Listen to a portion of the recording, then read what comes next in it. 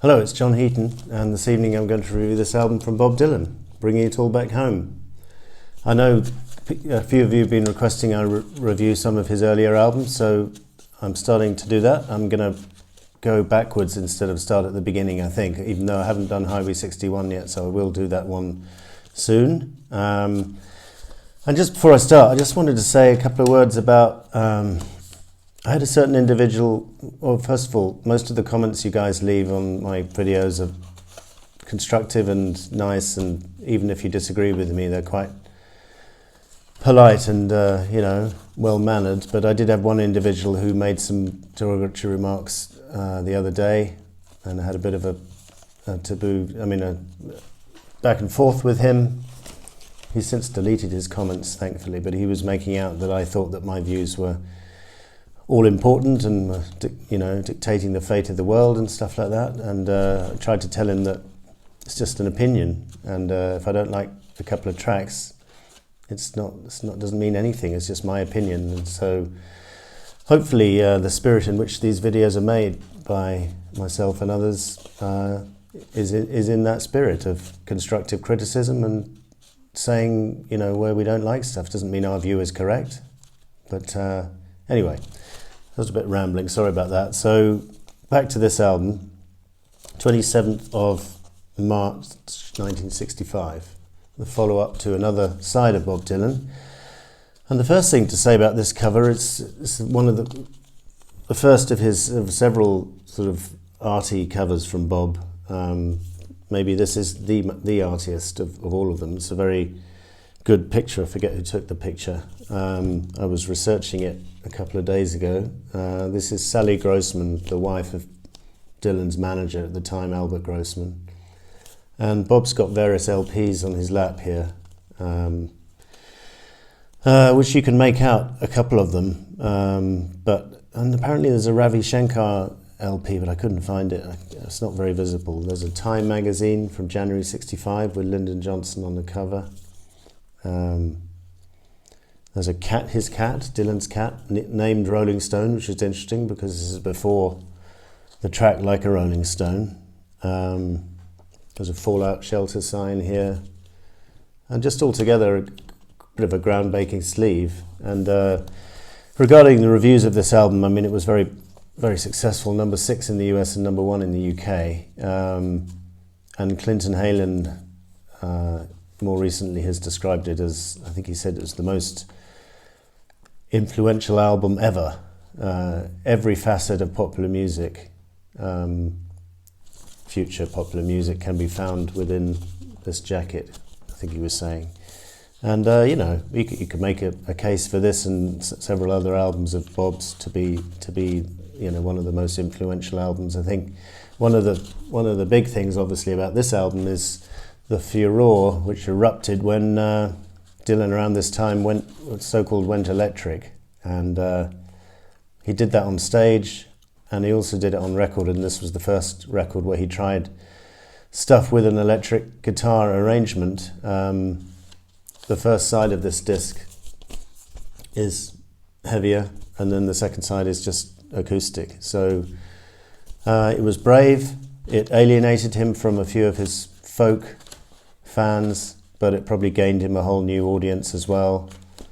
And I don't think popular music looked back, really, and I don't think it was necessary to segregate pop music from folk music from blues. That's all artificial segregation. It had been up to then, and I think it's good that he broke down the boundaries, really. So that was another major achievement of this album.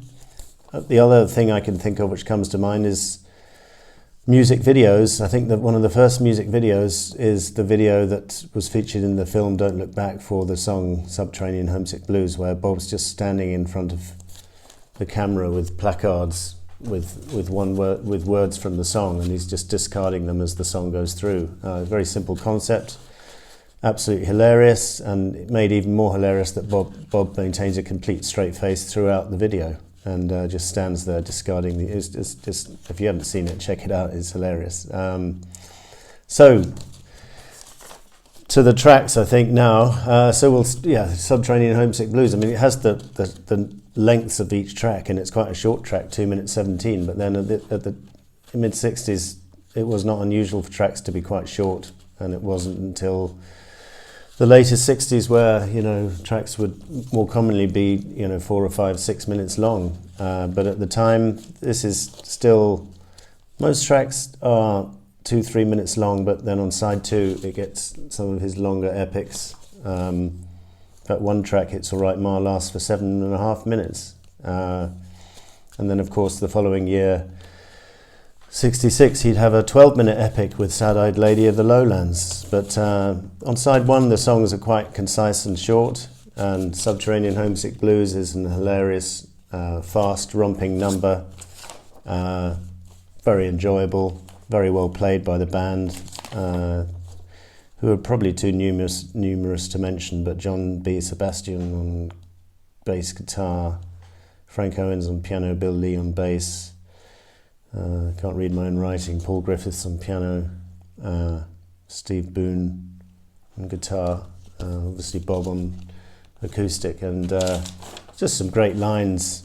Don't follow leaders, watch your parking meters, quite a famous one. And this song was covered by Harry Nilsson on the Pussycats album produced by John Lennon in '74, but I don't think they did a very good version, in my opinion. This is, as in many cases, this is the original, this is the definitive version.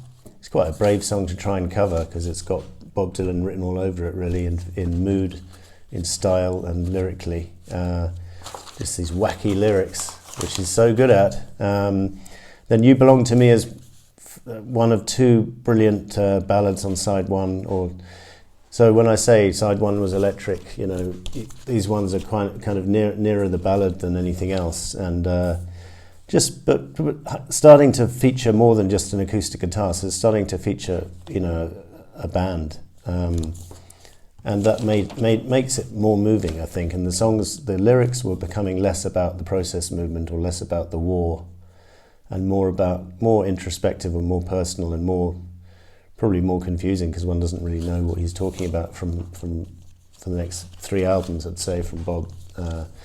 Quite you know, wacky lyrics, but that adds to the song's charms and interest, I think. And this song, Bow Down to Her on Sunday, Salute Her When Her Birthday Comes, for Halloween buy her a trumpet, and for Christmas buy her a drum. Just great imagery in this song and beautiful tune. Maggie's Farm, next song. I guess the theme can be described as a bit of a protest song, because the lyrics are quite obscure. You could take it to mean anything. I'm not going to work on Maggie's farm no more, meaning I'm not going to work for the government, or I'm not going to work for my boss, or I'm not going to work for someone who doesn't treat me like a respected individual. You know, you could apply this to many walks of life. And many years later, when Margaret Thatcher was in power in the UK, people used to quote this number when they wanted to have a dig at Maggie Thatcher. So that was quite interesting. I think it is interesting how a protest song with ambiguous or generic lyrics can last the test of time more than something which is more specific, shall we say. Love Minus Zero, another gorgeous ballad done with the band. She knows there's no success like failure, and that failure is no success at all, is one of the famous lines from Here. Just beautiful. And this song was actually done at the Concert for Bangladesh. Bob performed it in the afternoon show with George Harrison and Leon Russell and Ringo Starr, but it was dropped by the time the evening show happened. So I think I'm right in saying, but you can see that version on the Concert for Bangladesh box set DVD. You can see the performance from the afternoon show, or a rehearsal, I can't remember, but anyway. Then we get a couple of tracks which are not quite of the same standard. Outlaw Blues is quite an amusing romp, and On the Road Again is quite interesting, but they're a little bit, what's the word? They're not that memorable, in my opinion. They're not bad. And then Bob's 115th Dream is quite a long song here, 6.5 minutes. Starts off with him breaking down after a couple of seconds in fits of laughter, and the producer, I think it is Tom Wilson, laughing his head off as well. This was the last album, I think, to be produced by Tom Wilson.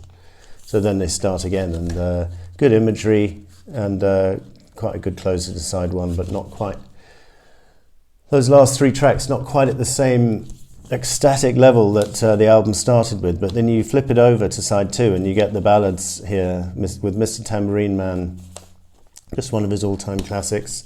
The Byrds would cover the song and take it to the top of the charts with a more commercial rendering. This is just Bob with his acoustic for the most part, a few other instruments, but the Byrds made it more jangly, should we say, and more brought out the melody more. Just great words, magic, swirling ship, and who knows what it's about. Could be about Mr. Tambourine Man, could be about drugs, or it could be about any number of subjects, who knows. But anyway, then comes probably one of my if not my favourite, one of my favourites, It's All Right Ma, I'm Only Bleeding, and it's one of the songs he's done in concert many times in the years since, and always gives a different perspective, does it slightly differently. And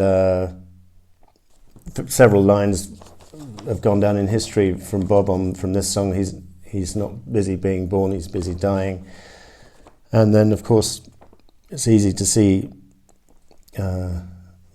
without looking too far, that not much is really sacred. And then even the President of the United States must sometimes have to stand naked, which obviously can resonate in any era, really. And when Bob Dylan performed this song before the Flood tour of '74, it was just after Watergate, just the time of Watergate.